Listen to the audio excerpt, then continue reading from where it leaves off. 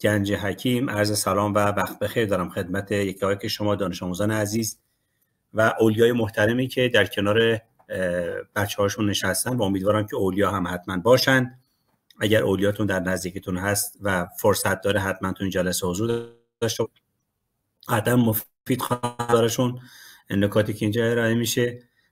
وبینار مشخص راه نهایی، اسم وبینارمون هست راه نهایی که قراره بررسی کنیم تغییراتی که در امتحانات نهایی رخ داده، شمایل امتحانات نهایی به چه صورتی بوده از سال گذشته که برای اولین بار بچهای دهم، 11ام، 12ام هر سه تاشون تجربه کردن، چه تغییراتی رخ داد و امسال چه تغییراتی با توجه به رشدی که داره اتفاق میفته در انتظار بچه‌ها خواهد بود.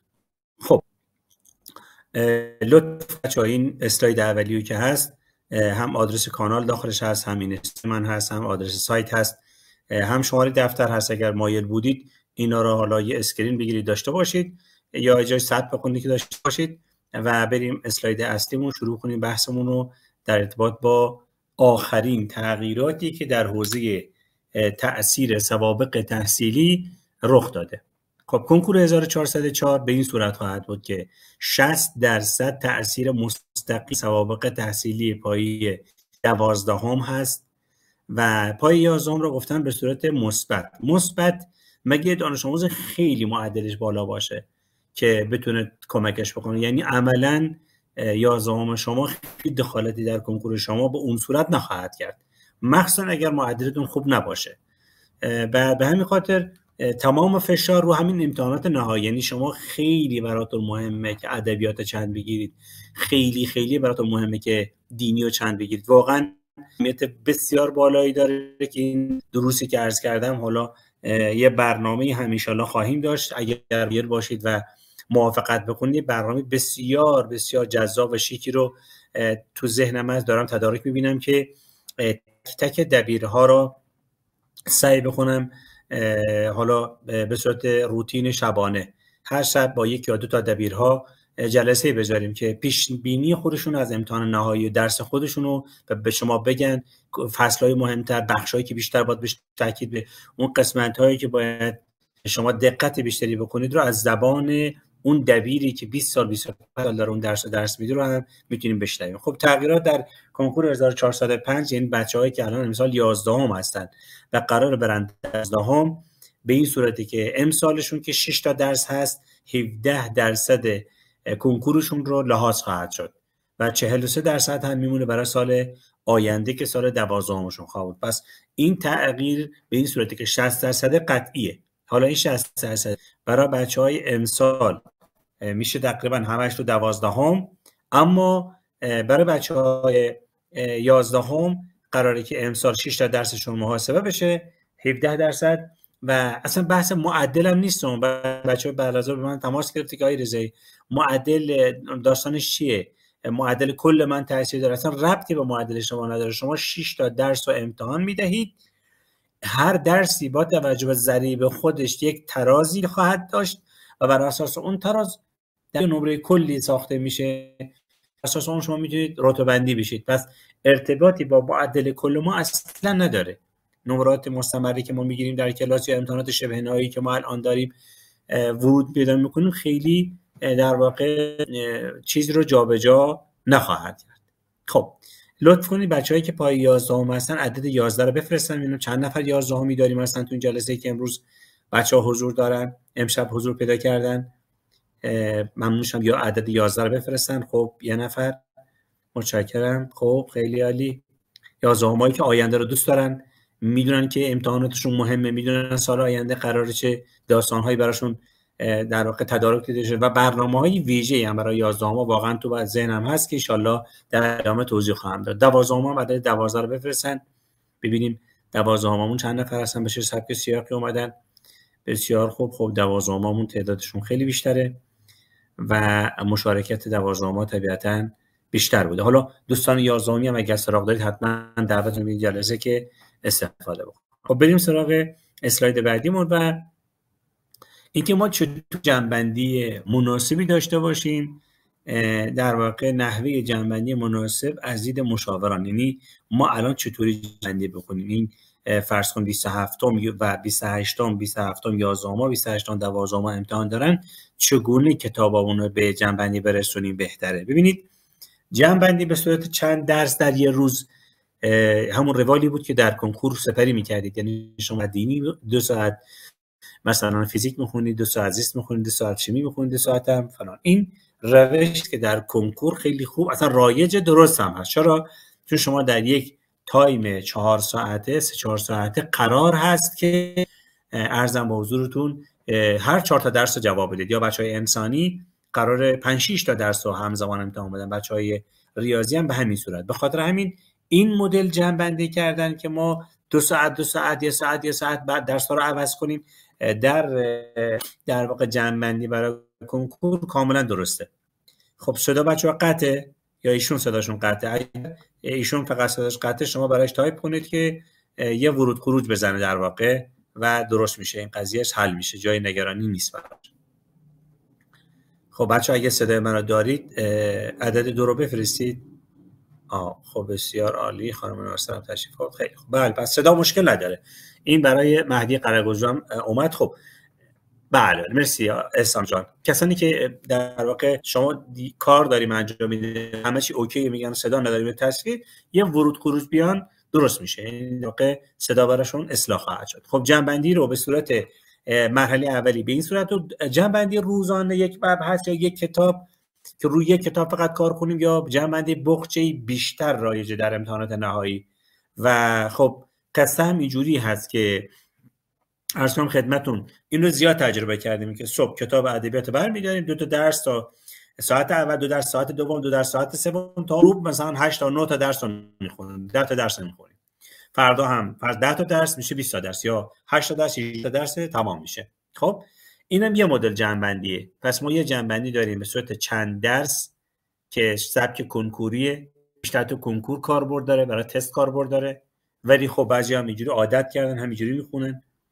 یه جنبندی از این مدلی. من خودم به این مدل دومی بیشتر راغب هستم، بخچه‌ای خوندن برای امتحان تشریحی یه مقدار بهتر جواب بده که ما بخونیم تا غروب شد 8 تا درس، یه امتحانی از این 8 تا درس از خودمون بگیریم ببینیم چندیم چقدرشو بلدیم. حتما تو آزمونی که ازتون میگیرید زمان مشخص بکنید، بازه زمانی که در واقع روش تسلط داشته باشید. این قضیه به نظر من ارزشمند خواهد بود. نوع سومم که ترکیبی است از 2 مدل، یعنی بعضیا میان چیکار میکنن؟ میان صبح تا ظهر یه درسی رو میخونن، بعد از ظهر یه درسی میخونن. امروز صبح تا ظهر فیزیک میخونن، بعد از ظهر شیمی میخونن. تا ظهر فیزیک فصل اول رو بستن، بعد از ظهر فصل اول شیمی رو جمع میکنن. حالا مدل خوندنمون هم برای که ما بیایم از آخر بچینیم بیایم به اول. یعنی چی؟ ما الان بچهای سال 12 اول برو 27م و 26م تو بنویس دینی که درس امتحان اولیته، بعد روز قبلش رو بنویس فارسی چون امتحان دومیت فارسیه، همینجوری بنویسید تا برسید به الان که فردا 18م هست. یعنی شما 18م رو در نظر از 27م یا بچه‌هایی که سال 11م هستن اینا باید از 26م برام، یعنی 26م و 25م رو بدن به دین و روز قبلش رو بدن به فارسی. حالا اگر فارسی لازم و دوروش بدن، به همین صورت با توجه به اون توانتون و اون نیازهاتون میشه برنامه‌ریزی رو به این صورت چید. ببینید فاطمه، نه شما تستم کار میکنید در حد حدودی، ولی اجازه بدید توضیح میدم در ادامه. ببینید شما در ایام امتحانات بهترین کاری که هم 11ها میتونن انجام بدن هم 12ها اینی که از هر امتحانی که اومدید بیرون، ساعت مثلا 8 امتحانتونه، ساعت 9:30 تمامید، 9:30 که اومدید خونه تا 10 استراحت کنید، 10 ساعت یک تست اون درس رو بزنید. حالا اگه اون درسی که امتحانشو داشتین سلامت بهداشت بود، خب این که تست کنکور نداره، جاش کار میکنه، جاش منطق کار میکنم، فلسفه تست میزنم، میام هندسه تست میزنم، گسسته تست میزنم. پس این تست رو حتما باید تو روال کارمون در امتحانات نهایی داشته باشیم. اگر فاصله بگیریم 12مون به فنا خواهد رفت. یعنی ما تشریحش رو الان خوب میخونیم، در ایام امتحانات از امتحان که اومدیم بیرون و دیگه خیالمون راحته که نمرش حالا هر عددی آوردیم، به جایی که بریم ببینیم چه اشتباهاتی داشتیم دیگه فایده نداره اشتباه پیدا کردن تو ایام امتحانات.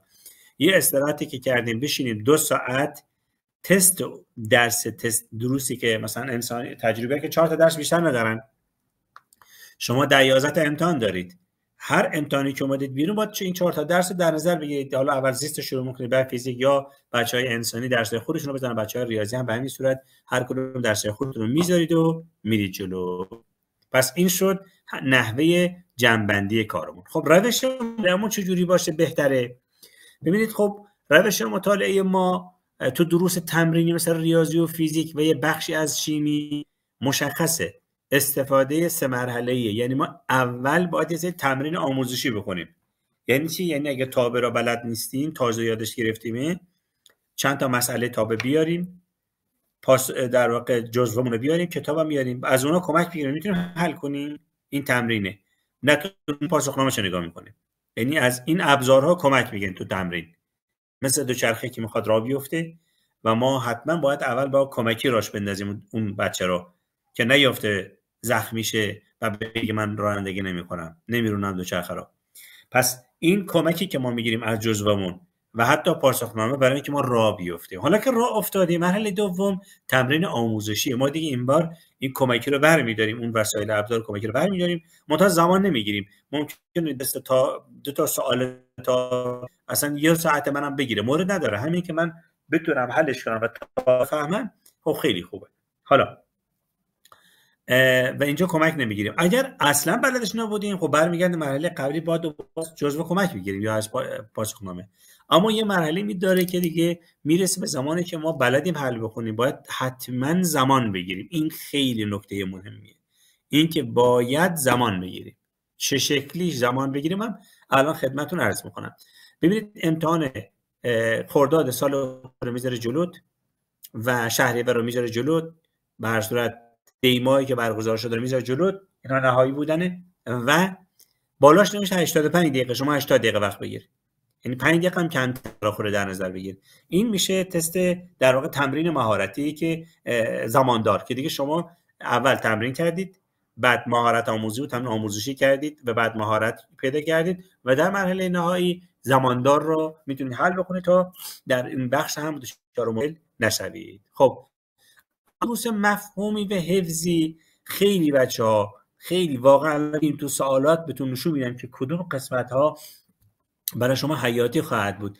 مفهومی حفظی انسانی که 90% کتاباش مفهومی حفظی، شما شیمیتون حفظی داره، فیزیکتون حفظی داره، زیستتون البته زیست مفهومی کلا که با همین روش خونده میشه و ادبیاتتون حفظیه، عربیتون ترجمهش حفظیه، لغت زبانتون حفظیه و قواعد و گرامر میشن مفهومی که با همین رو گفتم اگر مطالعه بشه به نظر میاد پاسخ بهتری شما دریافت بکنید. خب بریم ادامه داستان. خب در ارتباط با عرض کنم خدمتون دروس مفهومی، روش معروفی هست به نام روش مطالعه پس خطا. تو این روش اول میگن پیشخوانی کنید، یعنی بیاید اون فصل رو نگاه کنید، تیتراش رو بخونید. این میشه 5 دقیقه که ما تیترهای یه فصلی رو بخونیم یا یه گفتاری رو ببینیم چی گفته. بعد از که تیترها رو خوندیم، این تیترها رو تبدیل به سوال. وقتی سوالش کردیم، مرحله بعدی که خواندن. این خواندن من دیگه خواندن معمولی نیست، من یه خوندنی دارم انجام میدم، قبلش سوالی از مغزم پرسیده شده. خب چشم حتما توضیح خواهم داد، سوالات بذارید آخر ساعت توضیح خواهم داد، حتما میگم که چه جوری استفاده بکنید. خب عرض کنم خدمتتون که پس ما یه پیشخوانی میکنیم، بعد سوال گذاری میکنیم، بعد میخوانیم. حالا این خوندنی گفتم یه خوندن کنجکاوی همراه با کنجکاوی هست. تفکر اون بخش اصلی که تو آزمون نهایی بعدا الان رو سوالات بهتون نشون میدم، شما باید فکر کرده باشید. غیر ممکنه تو تفکر شما باید رابطه ها، شباهت ها، تفاوت های این مطلبی که خوندید را با مطالب دیگه کشف کرده باشید و الا امتحان نهایی کسی دیگه نمره نمیاره. در سنوات گذشته خیلی راحت بچه‌ها نمره می آوردن، اصلا همین امتحانات نهایی سال قبل هم حل میکردن، قبول میشدن. ولی واقعا الان اینجوری نیست. شما الان سوالات رو میدم، اصلا این شکلی نیست که تو سال قبل حفظ کنی و بتونی بری نمره بگیری. دیگه به این راحتی ها واقعیتش نخواهد بود. خب عرضم به حضورتون که موضوع بعدی که میخواستم در موردش حرف بزنم، بعد از اینکه در واقع امتحان کردن خود انجام تفکر که کردیم و مفاهیم رو فهمیدیم، باید خودمون امتحان کنیم. یعنی از خودمون سوال بپرسیم، کتاب ببندیم، یه نمونه سوال بزنیم جلو خودمون، حل بکنیم، ببینیم چقدرش رو بلدیم. اگر بلد بودیم که هیچی، اگر بلد نبودیم حتما باید بریم کنیم مطلب یه بار دیگه توزمون تازه سازی بشه تا بتونیم اون در واقع مطالب رو یه یادگیری بهتری روش اعمال بکنیم. خب اینم در ارتباط با روش خوندنمون، این که از ویدیوها استفاده بکنیم.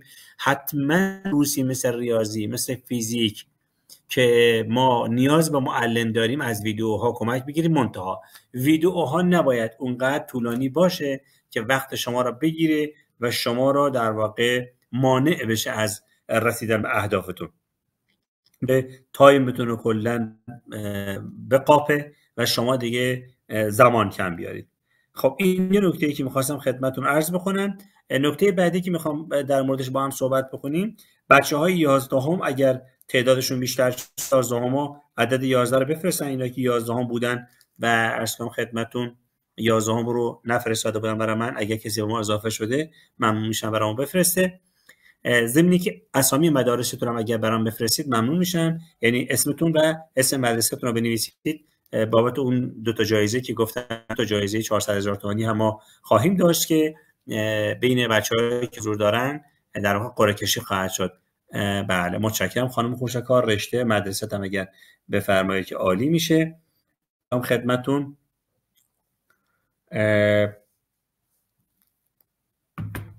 بله متشکرم. اگر بنویسید که بله ممنون میشم.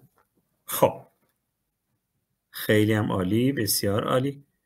خب بریم سر اسلاید بعدیمون. متشکرم از بچه‌ها، بسیار عالی، سپاس از شما. خب ما در مرکز مشاورمون برای بچه‌های سال 11 که الان میخوان بیان 12 و 12 که احیانا درصد بخوان پشت خط کنکور بمانن، بر صورت 2 تا طرح داریم.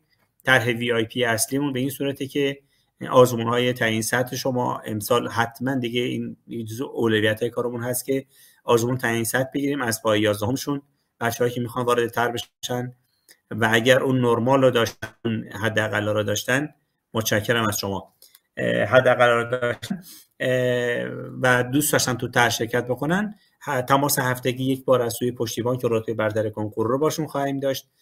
هفتگی 1 بار خودم تماس خواهم گرفت و بررسی مسائل روحی روانیشون و مسائل درسیشون رو بررسی میکنم. تحلیل آزموناشون رو انجام میدیم. آموزش روش مطالعه و نحوه تستنی رو خواهیم داشت. برنامه‌ریزی شخصی خواهیم داشت براشون و با توجه عملکردشون جلسه مشاوره حضوری دارن با من. بعد از هر آزمون آزمایشی بعد پی اصلی میتونن بیان مشاوره بگیرن و تماس ماهیانه با والدین خواهیم داشت. بررسی وضعیت درسی دانش آموز در منزل، عضویت اونها در گروه‌های رفع اشکال درسی.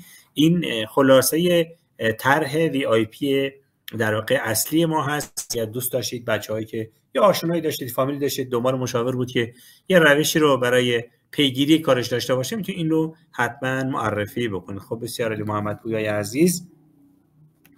بریم در مورد طرح وی آی پی اقتصادیمون هم به این صورته که آزمون تعیین سطحش مثل همون آزمون تماس هفتگی 1 بار از سوی پشتیبان یا منتور خواهد بود، یعنی فردی که دوره دیده این کار هست تماس خواهد گرفت. وبینار رو ماهیانه من برای این بچه‌ها خواهم داشت که سوالاتشون از من بپرسن. تحلیل آزمونشون رو خواهم داشت توسط منتور انجام میگیره. آموزش روش مطالعه تستنی خواهند داشت. برنامه‌ریزی شخصی شدهشون توسط منتور یا همون پشتیبانی که دوره دیده بهشون ارائه خواهد شد و تماس ماهیانه با والدینشون هم برقرار خواهد بود. هر 2 تا طرح رو دانش آموزا هر کدومش انتخاب بکنن و بخوان استفاده بکنن، میتونن انتخاب کنن و از خدمات مشاوره مرکز مشاوره ما انشالله بهره باشن. حالا خودتون نخواستید، اگه دارید که عرض کنم خدمتتون احساس کردید که لازمه استفاده بکنید، میتونید در واقع بهره ببرید. خب بریم سراغ داستان بعدیمون و اینکه طراحی سوالات امتحانات نهایی چجوریه، این سبک جدیدی میگن چه شکلیه. بچه‌ها خوب دقت کنید. نمونه سوال‌های استاندارد و مفهومی مبتنی بر اهداف کتاب درسی بر اساس طبقه بندی اصلاح بلوم در سطوح شناختی. به این جملات خوب دقت کنید.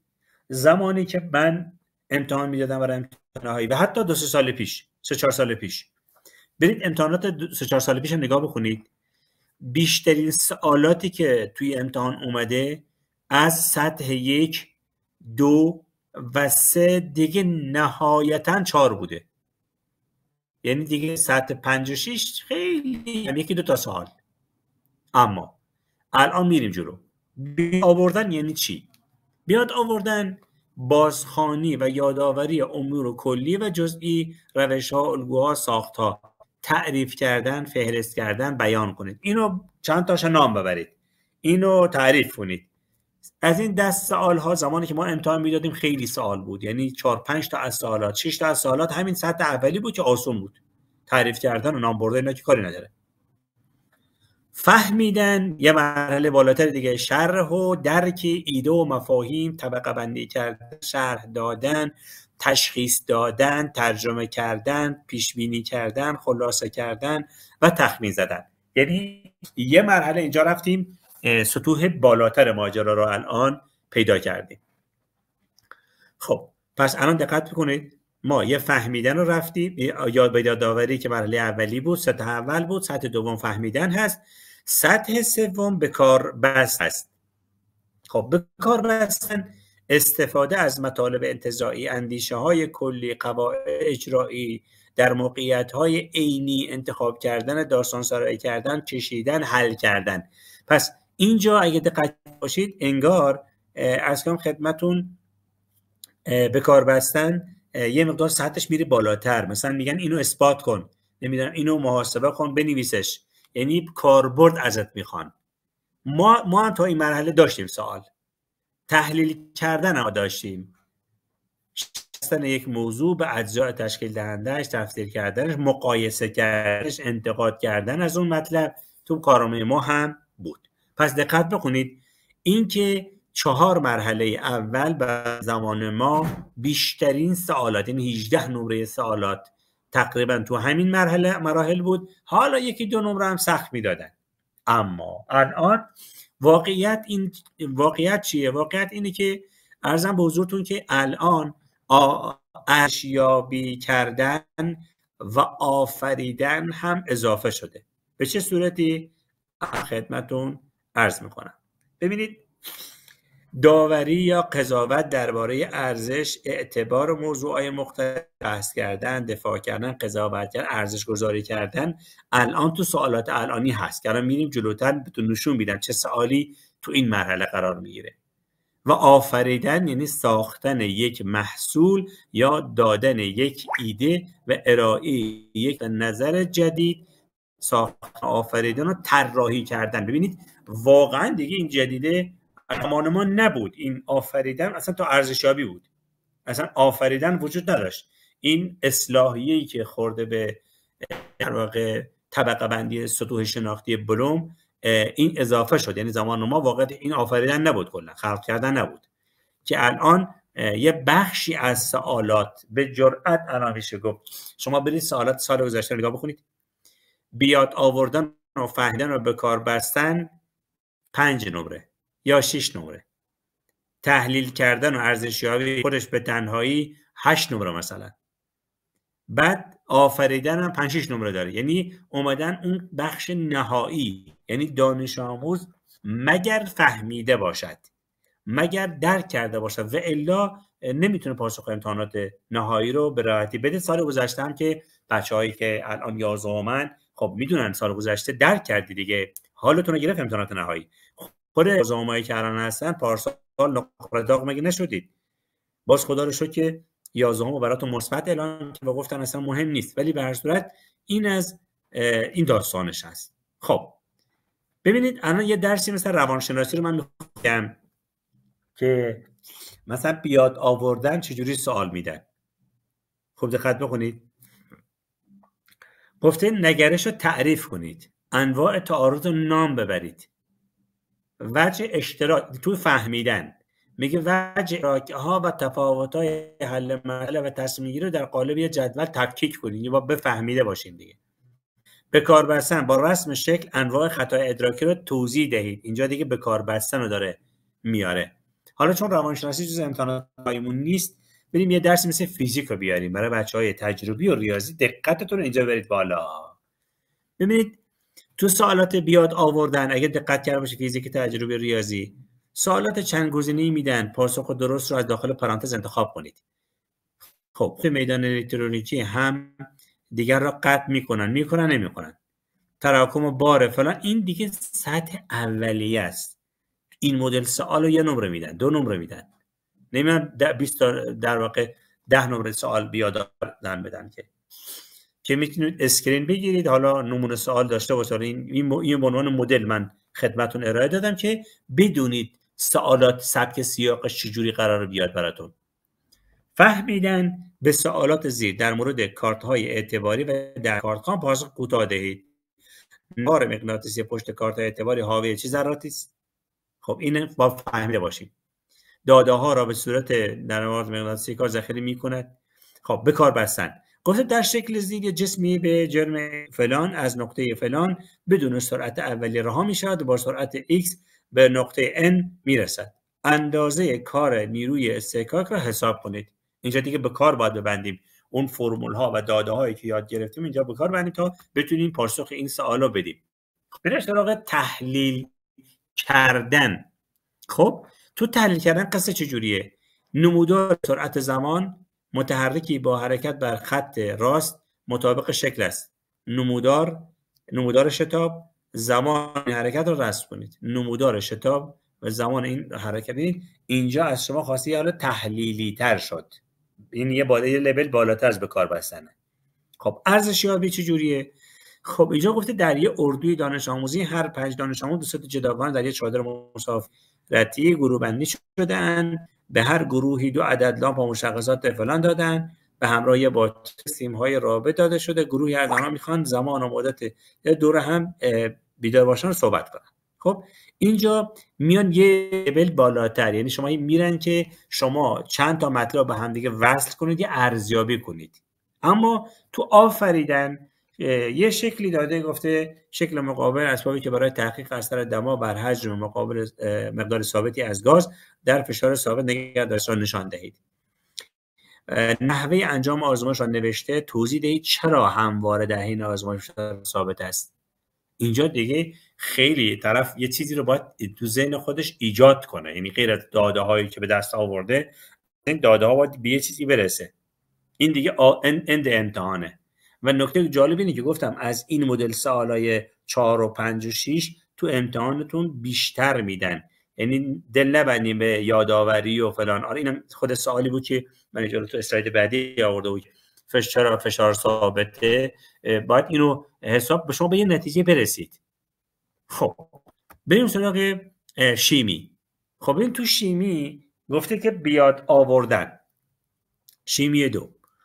خب الیاف درشت و مولکول‌ها فصل 3 و صفحه 102. شکل زیر نمایی ساده از الیاف و مولکول‌های سازنده آن را نشان می‌دهد. نام هر کدوم رو بنویسید.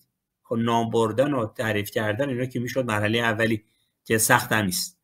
فهمیدن خب یه لول بالاتره. یود جرم اتمی میانگین فلان، جرم اتمی فلان، چرا با وجود جرم بیشتر نسبت به یود در جدول دوره عنصرها تلور قبل از در یک دوره قرار گرفته است. اینجا باید یه فهمی رخ داده باشه تا ما بتونیم به این سوال پاسخ بدیم. دیگه نام بردن نیست. به کار بستن گفته 29 میلی گرم از آلومینیوم هیدروکسید موجود در یک داروی ضد اسید چند میلی لیتر شیر بده با غلظت فلان مول لیتر را میتواند خنثی کند. اینجا شما باید عددا را به کار ببندید، بیاریش به یک فرمولی بتونید اون عدد به دست بیارید، یعنی یه جور حل مسئله میشه دیگه. این در واقع به کار بستن در درس شیمی. حالا تحلیل کردن سوالات هی داره میره لول بالاتر.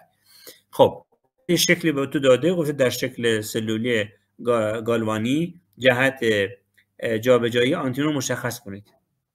خب یک سلول گالوانی از 2 فلز A بسازید. واکنش فلان رو محاسبه کنید. ارزشیابی گفته دانش آموز آرایش الکترونیکی فشرده اتمی را به صورت زیر نوشته است. 3 اشتباه در این آرایش الکترونیکی وجود دارد، آنها را نوشته. ببینید اینجا شما یه ارزیابی اشتباهات در میارید. اینجا نام ببرید و بفهمیدین نیست، یه لول میره بالاتر و تو آفریدن نگاه بکنید.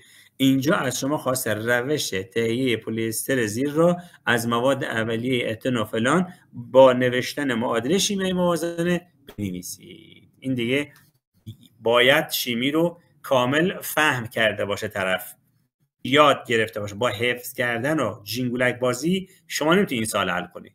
حتما نیازه که با یه درک عمیقی به سمت حال برید.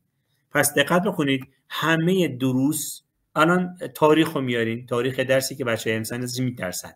اینا که از تاریخ میترسن عدد 5 بفرستن تا ترسوها رو بشناسیم. اینا که از تاریخ میترسن میگن تاریخ خیلی بده، ما رو میخوره.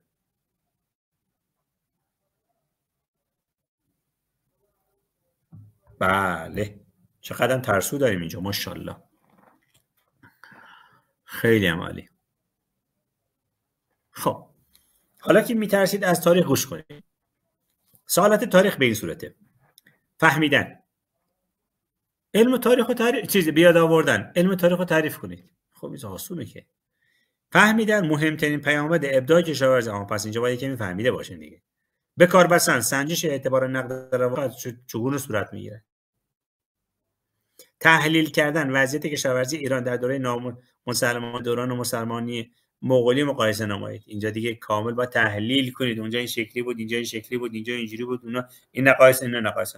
ارزشیابی به نظر شما آیا تأسیس مدارس دارالفنون توانست به توسعه ایران کمک کنه؟ اینجا دیگه شما باید نگاه کنید ببینید واقعا مدارس رو وقتی تاریخ رو میخونید برآیند کنید آیا این مدارس دارالفنون تونست توسعه ایجاد بکنه؟ این دیگه ارزشیابیه. اما آفریدن، چرا دوران جنگ جهانی دوم و صدر جنگ جهانی آسیب کمتری دید؟ اینا نشون، یعنی یک ارسلان خدمت بسیار عالی. اینا که نمیترسن نیاز نیست عدد بفرستن، فقط خواستم ترسوها چند نفرن. مرسی احسان پسر شجاع. خب بریم ریاضی بیاد آوردن.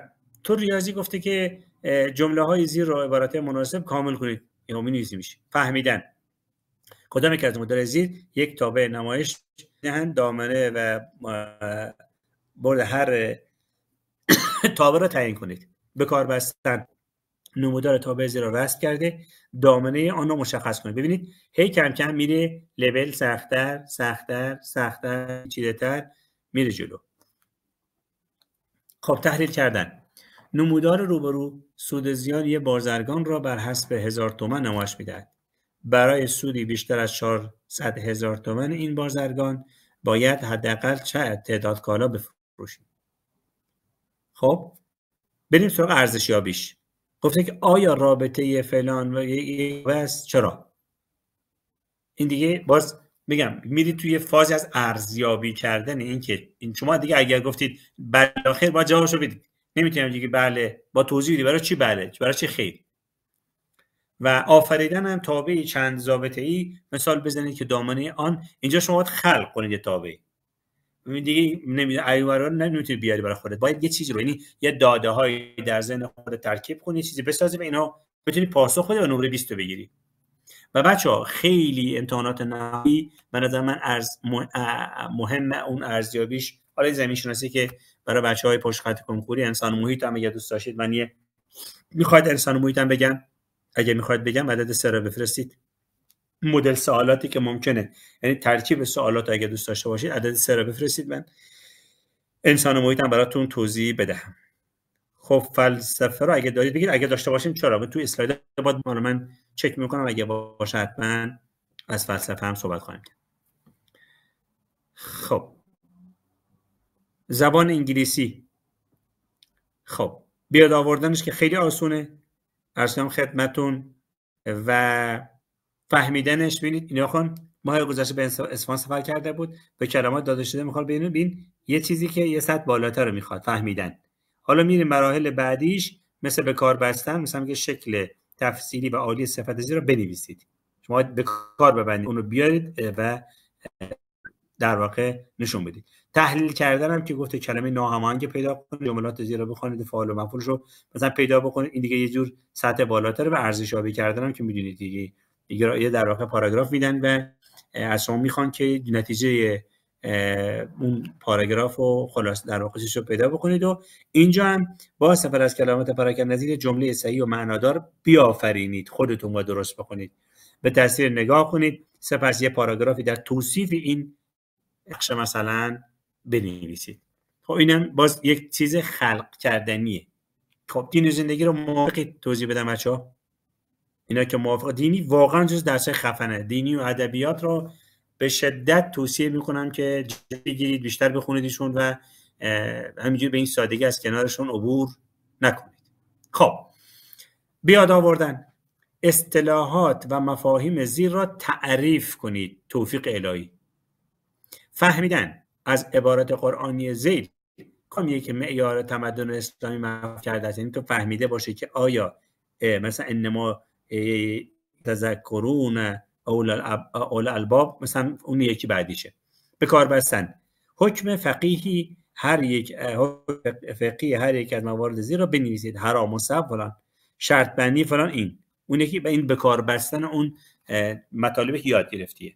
تحلیل کردن میگه نقش علل عرضی و علل طولی را در پیدایش یک پدیده با دیگر مقایسه کنی. بچه‌ها لول سوالات از اینجا به بعد که میره بالا و تعداد این سوالات در امتحانات نهایی شما حتما بیشتر خواهد بود. برید نگاه بکنید.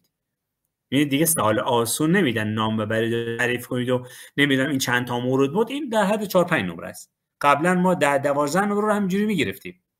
با همین نام ببرید و تعریف کنید و چند تا بوده و اینا می‌نوشتیم، یه نمره میگرفتیم. واقعیت زمان ما البته که امتحانات در واقع اینقدر پیچیدگی نداشت. خب ارزشیابی هم که گفته توضیح دهید چرا اعتقاد به قضا و قدر الهی هرگز به منزله نفع اراده و اختیار انسان نیست. اینجا شما یه ارزیابی باید بکنید چرا. و آفریدن هم گفته که برای تحقق هدف اقتصاد و مدیریت، من اینو یه لحظه ندارم خیلی دقیق،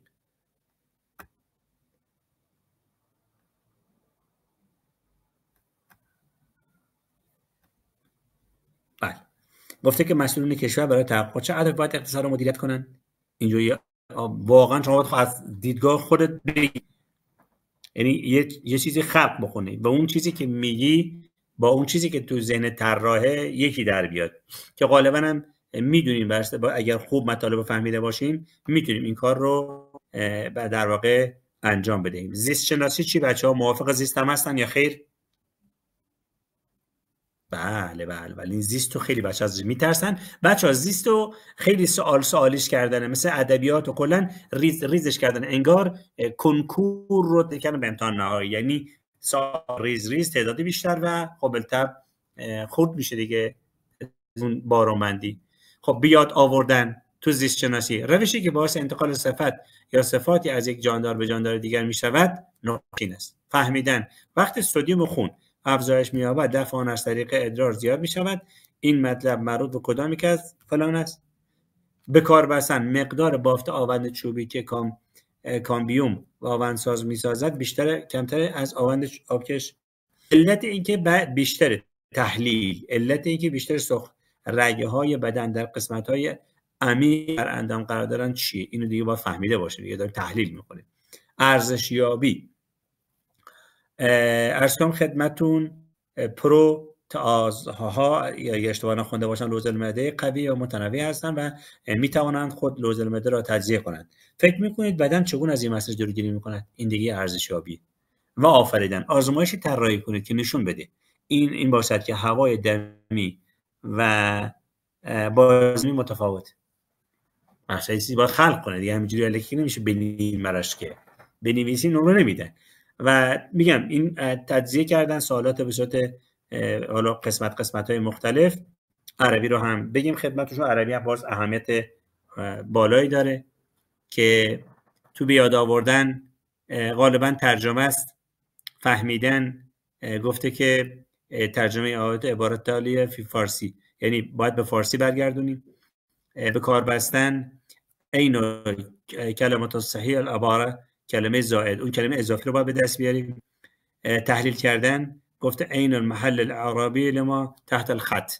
اینجا دیگه یه جور تجزیه تحلیل سوالات ارزیابیش که خب در واقع گفته که غالبا به شکل خود ارزیابی و نمره گذاری آن توصیف شده است، از دیگر سو نمره گذاری درس عربی کمی است و همچنین با توجه به اینکه سوالات در سری ملاک رفتن به مرحله بالاتر است این گونه این قبیل سوالات در آزمون‌های پایانی عربی به کار برده شود.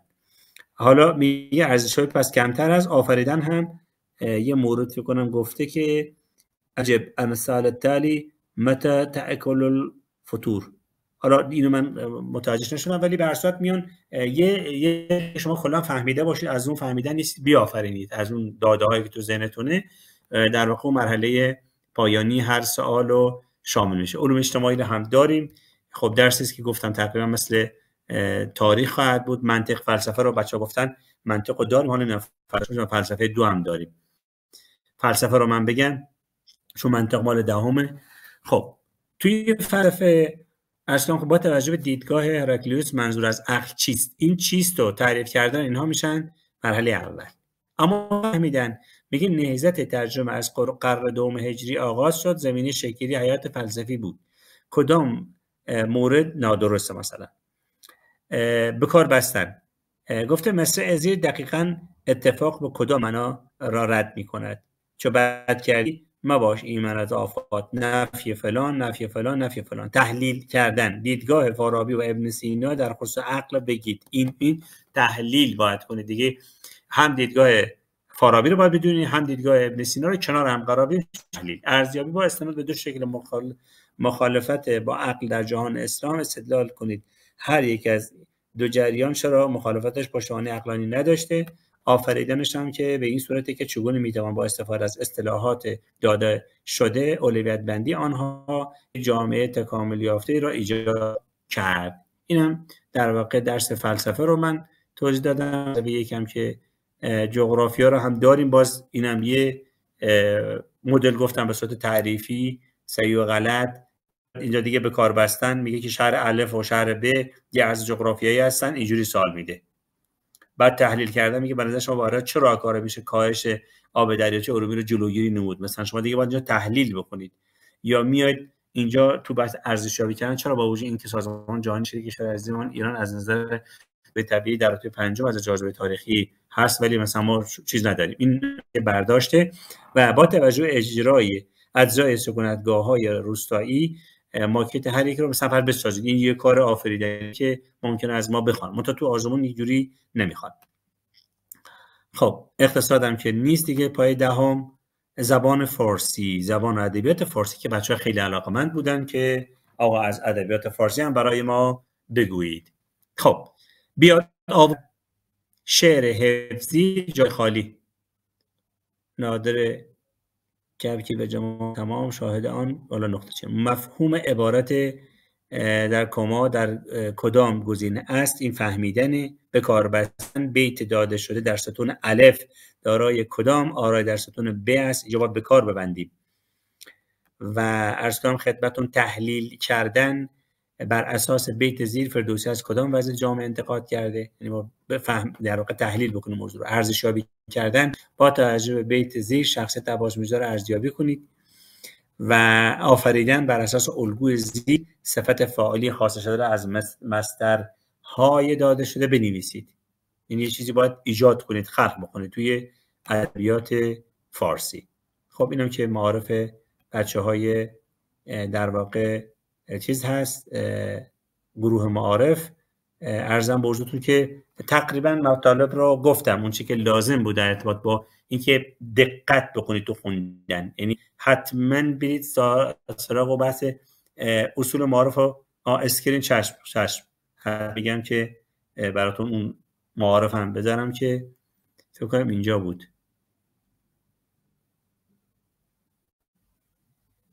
بله اینجاست. اگه میخواید اسکرین بگیرید اینجا رو اسکرین بگیرید خانم یا آقا محمدی یا خانم محمدی. خب اسکرین اگر گرفتید میریم بعدی. اینم به همین صورت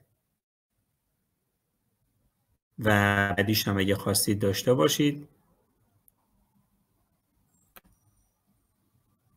اینم آخریش.